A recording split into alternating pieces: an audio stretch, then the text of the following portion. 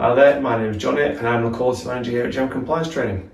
I'm going to speak to you today about seizures, quite a common thing that people can potentially suffer with. And there's many causes of seizures. It could be a lack of oxygen to the brain, it could be a head injury, epilepsy, one of the biggest causes of them, or even particularly with young kids, it could be their rapidly rising temperatures. Temperatures get too high too quick. There are different types of seizures. You might get partial seizures where a person might be plucking at their clothing or smacking their lips or just getting up and walking around. With that person, you need to make sure that whatever you do, you just guard them from any dangers. Move them away from any hazards, stay with them, keep them nice and calm until they start coming around.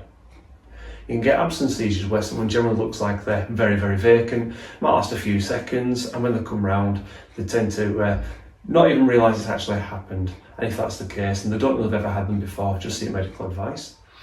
But apart from that, I want to talk about the generalised seizures. If you come into a room and you find someone sitting on the floor, their arms and their legs moving in rhythmic, jerking movements, you need to make sure you act fast. Move in, check for dangers, and remove dangers from around them. You need to also protect their head. Whatever you do, make sure you protect their head. Put a cushion under it, a rolled up blanket. Even your hands is better than their head smashing into the concrete floor, so please even put your hands under, that would also help. Now with any seizure, it's important to try and time it, because if it lasts longer than 5 minutes or longer than normal for that person, you need to make sure you're informing the emergency services.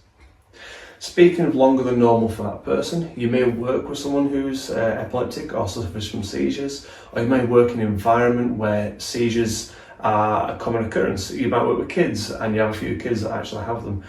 If you are working around or with anyone who has a seizure, you need to make sure you've seen their care plan. Please make sure you've seen that care plan, because it will outline how long their seizures last for and what to do and when to do it. It might be that actually they've got emergency medication to administer, which obviously that medication can only be administered by someone who's had the relevant training to do so.